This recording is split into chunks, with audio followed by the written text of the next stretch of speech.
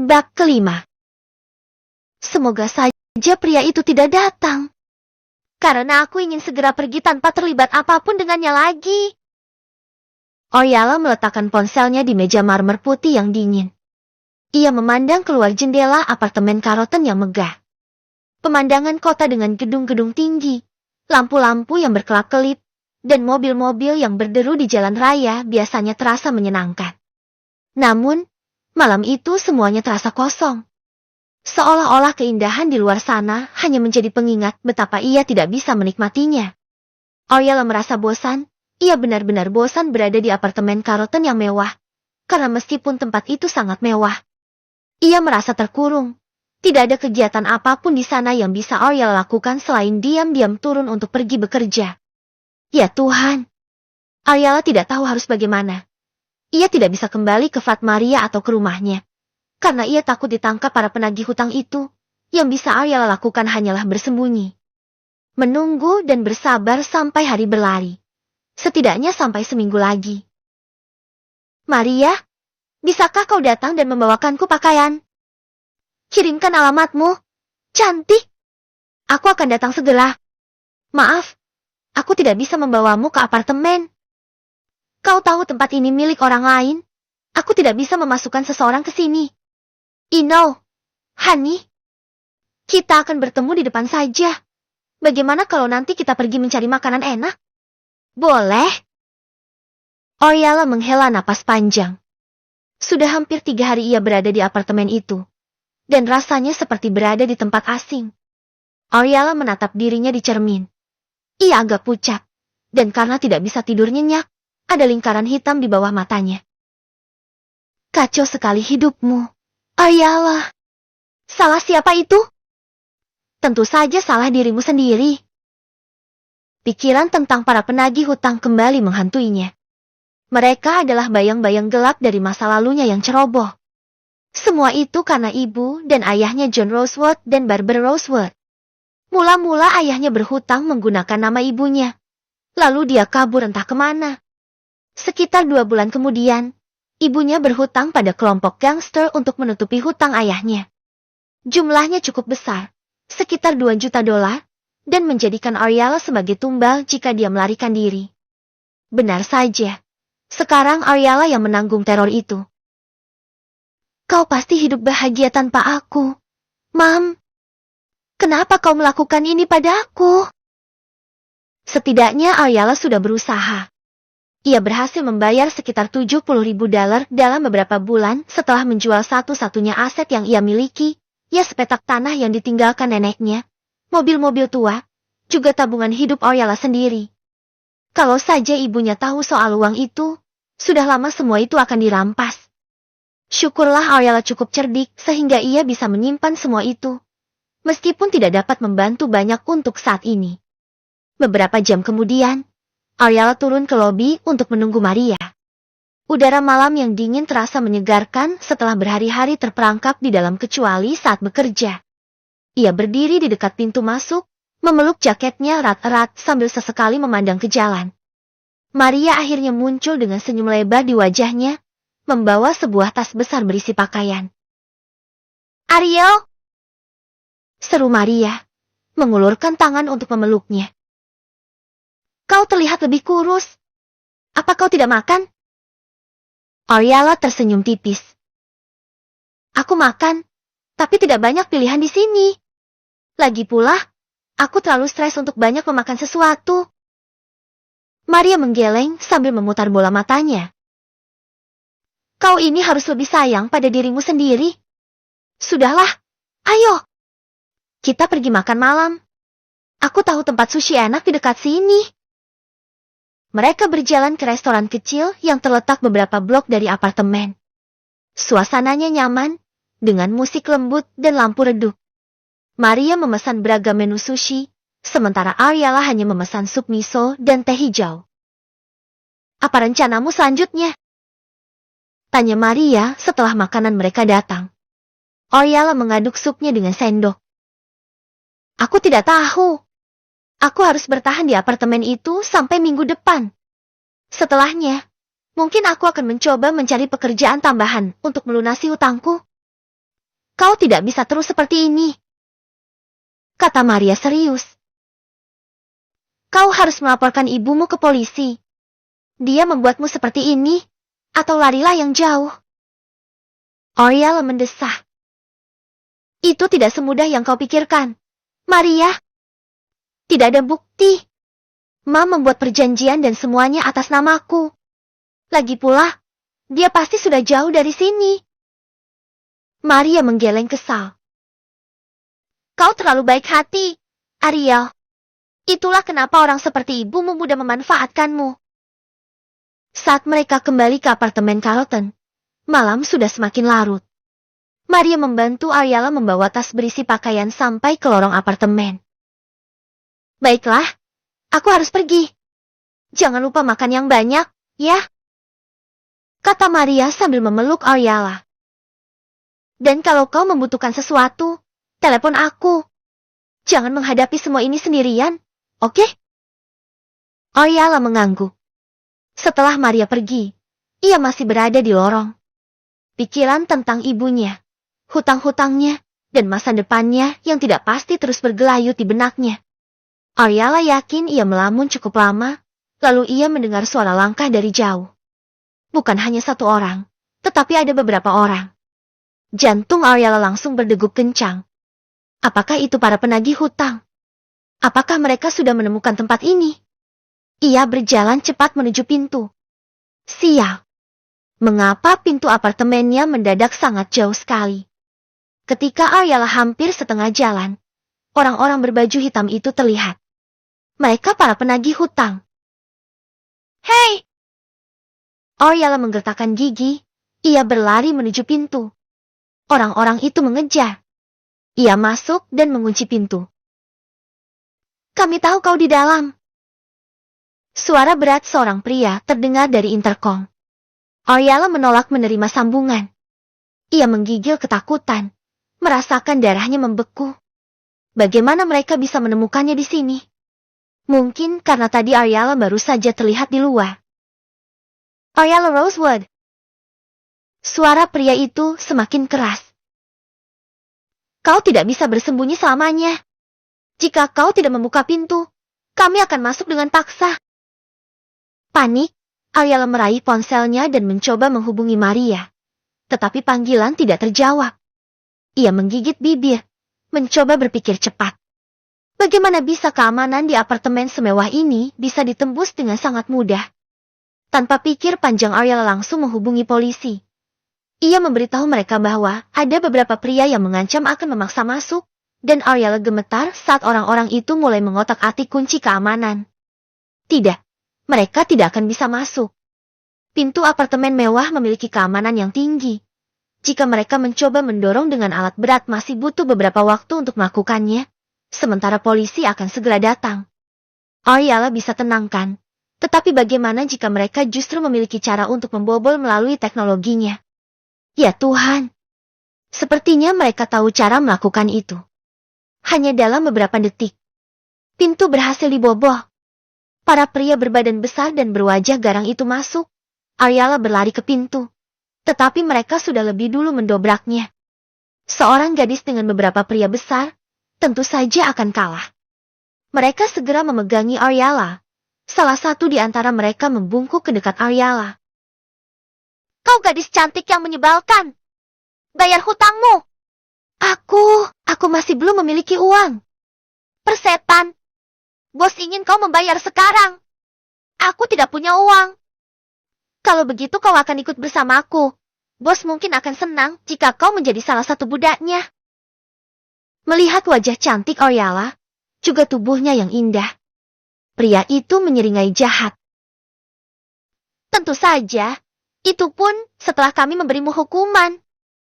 Kau tahu apa yang kami terima saat gagal mendapatkanmu kemarin? Tenang saja, kami tidak akan memberimu hukuman yang sama, tetapi kami jamin kau akan suka dengan hukuman yang akan kami berikan. Hentikan! Apa yang akan kalian lakukan?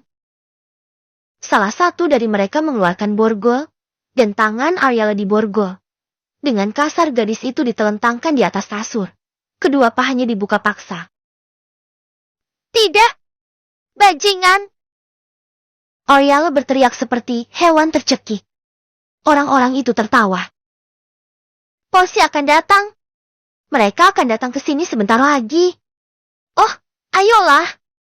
Jangan naif, gadis manis. Kau pikir siapa pemimpin kami? Polisi di sini sudah disuap. Jadi dia bisa bergerak jika bos kami mengizinkannya bergerak.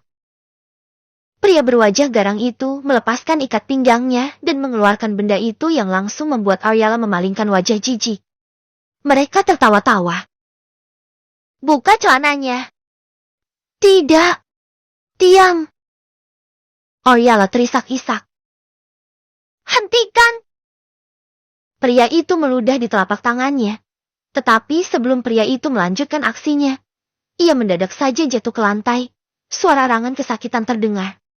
Hal yang sama terjadi dengan beberapa pria lainnya.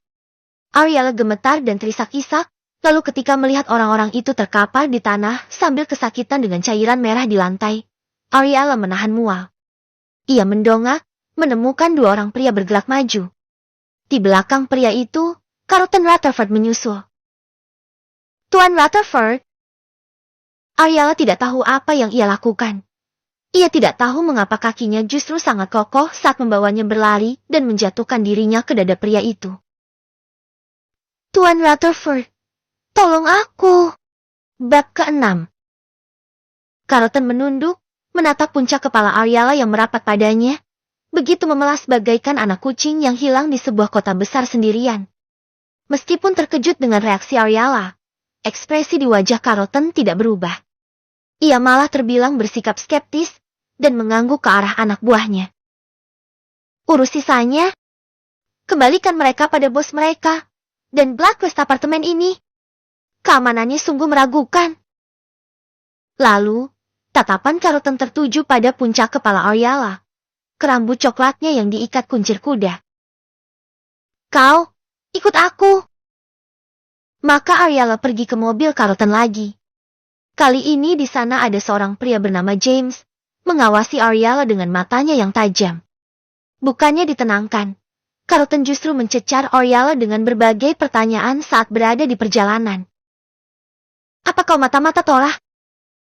Mata Ariella melebar sebentar, terkejut karena Carlton langsung bertanya pada inti, dan pada sesuatu yang sama sekali tidak Ariella tahu.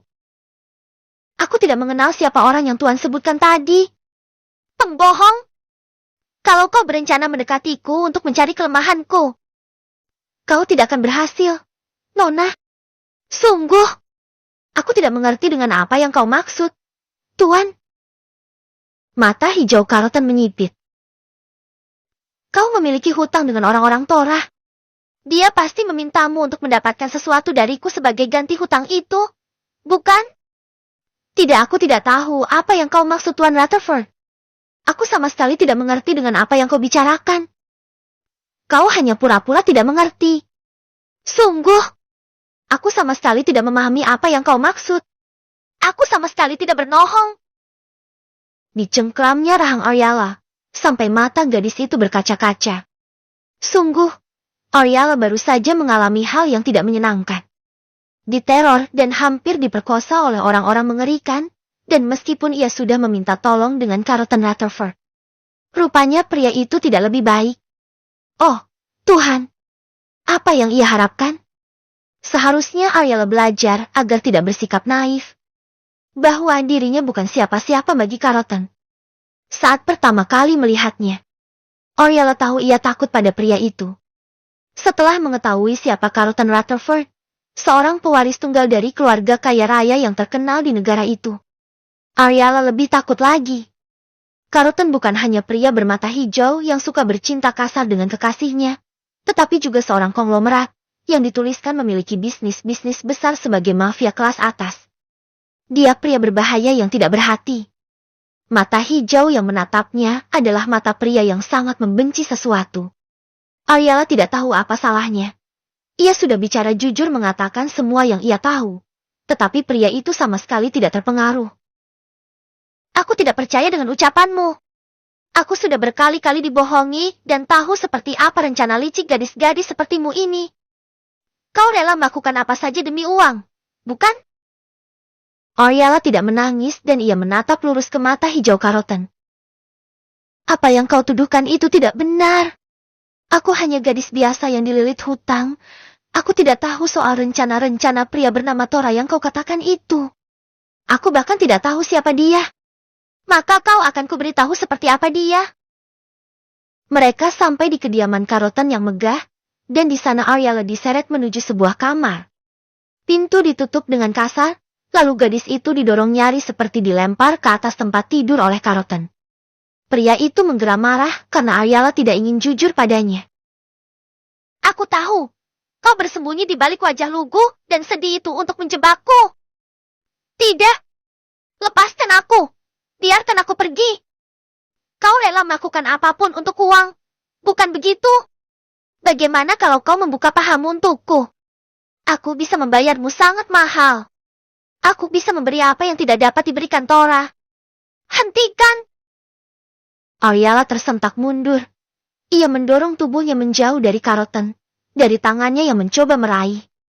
Oriala berhasil menghindar, tetapi hanya beberapa saat saja sebelum ia tertangkap, dan Carlton yang marah berada di atasnya. Napas kasar pria itu menampar wajah Oriala bagaikan udara panas yang membakar, dan Oriala ketakutan setengah mati. Lepaskan aku! Apa mereka menyentuhmu? Lepaskan aku! Jawab aku! Mata hijau Carlton semakin menggelap. Tidak pernah Carlton merasa begitu kesal, marah, dan juga bernafsu seperti saat ini. Ia kesal karena Tora mempermainkannya. Ia marah karena melihat anak buah pria itu hampir memperkosa Oriala. Jika benar itu hanya kebohongan, kenapa tadi Oriala terlihat begitu ketakutan? Tetapi wanita memang pandai berakting, bukan? Bisa saja Oriala hanya mencoba membuat skenario agar dia bebas dari tuduhan sebagai mata-mata Tora. Hari itu, saat Carlton berada di apartemennya dan menemukan Oriala di ruang tamu, ia tahu persis bahwa Oriala menguping, gadis itu waspada, dan begitu tegang. Carlton terlalu peka untuk mengabaikannya. Mereka akan melakukannya jika kau tidak datang. Benarkah? Atau justru kalian akan bersenang-senang setelahnya? Brengsek! Oriala memberontak, tetapi tidak dapat melakukan lebih jauh selain membuang-buang tenaganya saja. Kedua tangan Oriala masih diborgol, dan saat ini Carlton memenjarakan Oriala menggunakan tubuhnya yang tinggi dan berat. Menatap gadis di bawahnya dengan ancaman mematikan. Apa yang Tora inginkan darimu? Oriala, aku tahu kenapa kau tidak punya tato, karena kau bukan bagian dari mereka. Tetapi kau akan bekerja untuk mereka. Benar begitu? Tidak. Sudah kukatakan tidak. Katakan padaku. Kau tidak akan melakukan itu. Aku tidak bersalah. Aku... Sebelum Oriala dapat menyelesaikan ucapannya, mulutnya sudah disumpal oleh bibir Carlton Rutherford yang begitu panas dan kasar, menuntut, mendominasi, memaksa Oriala menerimanya. Gadis itu mengemukakan protes. Kepalanya menggeleng ke kanan dan kiri, tetapi Carlton segera menahan kepalanya agar tetap diam. Mulutnya dibuka lebar-lebar, melahap Oriala seolah ia setitik air di tengah gurun. Melahapnya dengan gemas. Tubuh Carlton mengencang oleh gairah membara saat ia bersentuhan dengan Oriala dalam sentuhan yang intim untuk pertama kali, dan rasanya sungguh menakjubkan. Oriala hangat, dan gadis itu terasa seperti permen yang dingin dan manis. Carlton mencoba untuk mendapatkan lebih banyak, karena menempelkan bibir saja tidak cukup. Ia ingin berbagi saliva dengan Oriala, ingin merasakan lidah gadis itu di lidahnya, ingin merasakan erangan dan juga rintihan saat berada di bawahnya. Gadis itu seolah menjadi hal baru bagi Carlton, dan ia tidak berniat untuk berhenti. Ia menginginkan lebih dari sekadar mencium, lebih dari sekadar merasakan. Ia ingin menguasai Oriala, menguasai tubuhnya, pikirannya, hidupnya. Obsesi. Apakah ia mulai terobsesi? Carlton memang pria penuh obsesi, tetapi ia tidak pernah terobsesi dengan seorang gadis. Jikapun terjadi. Kenapa? Kenapa dengan gadis bernama Oriala ini? Dia hanya gadis biasa. Gadis yang bekerja sebagai petugas kebersihan panggilan. Seseorang yang bahkan debu pun lebih terlihat keberadaannya dibanding dia. Kenapa bukan gadis cantik putri seorang pejabat? Kenapa bukan seorang gadis yang berasal dari kalangan yang sama dengannya? Carlton tidak tahu. Ia tidak merasakan sengatan atau tarikan yang begitu kuat seperti yang ia rasakan saat ini. Hentikan! Aku tahu sekarang alasan kenapa aku tidak menurunkanmu di jalan malam itu. Oriala. Carlton menggeram. Telapak tangannya dibuka lebar-lebar. Turun menelusuri perut Oriala yang rata. Terus turun sampai ke lembah manis gadis itu. Yang masih tertutup rapat oleh celana jeans longgar. Karena aku merasakannya. Kau menyimpan sesuatu. Bibir Oriala bengkak dan ranum. Mulutnya terbuka. Tersengal-sengal di bawah Carlton. Sementara dadanya naik turun dengan cepat. Kupikir kau orang baik. Katanya dengan air mata mulai mengalir ke pelipis. Apakah aku mengecewakanmu? Carlton tertawa mengejek. Percayalah, Tuan Carlton, aku bukan bagian dari mereka. Aku hanya tidak sengaja berada di posisi yang tidak semestinya. Harusnya hari itu aku tidak bertemu denganmu. Karena setiap aku datang, tempat itu selalu kosong. Aku bekerja, lalu pergi. Memang, hari itu Carlton datang ke sana di luar jadwal perjalanannya. Seharusnya Carlton berada di apartemen yang ini, sendirian, menikmati waktu istirahatnya dengan penuh kenyamanan. Tetapi ia justru berada di kamar apartemen lain bersama gadis telanjang di bawahnya. Kumohon, Tuan, lepaskan aku. Mendengar permohonan Oriala, Carlton merasakan tubuhnya dibanjiri oleh hasrat yang begitu besar, melebihi apa yang pernah ia rasakan. Jari-jarinya menelusuri leher Oriala, lalu mengapit dagu manis gadis itu, memaksanya menatap langsung ke matanya. Oriala. Carlton memiringkan kepala, ia berkata dengan mata berkilat oleh gairah. Memohonlah sekali lagi. Maka aku akan melepaskan. Oriala membuka mulut, lalu menutupnya. Tak lama kemudian gadis itu mencoba lagi. Lidahnya seolah keluh. Ia menatap mata hijau Carlton dan berkata pelan. Tuan Carlton, kumohon, lepaskanlah aku. Bibir Carlton ditarik, membentuk seringai jahat. Kau akan dilepaskan, setelah aku puas bermain-main denganmu. Sambil mengatakannya, Carlton mulai melepas ikat pinggangnya. Kau pikir bisa pergi begitu saja setelah membuatku marah? Nona. Bab ke-7.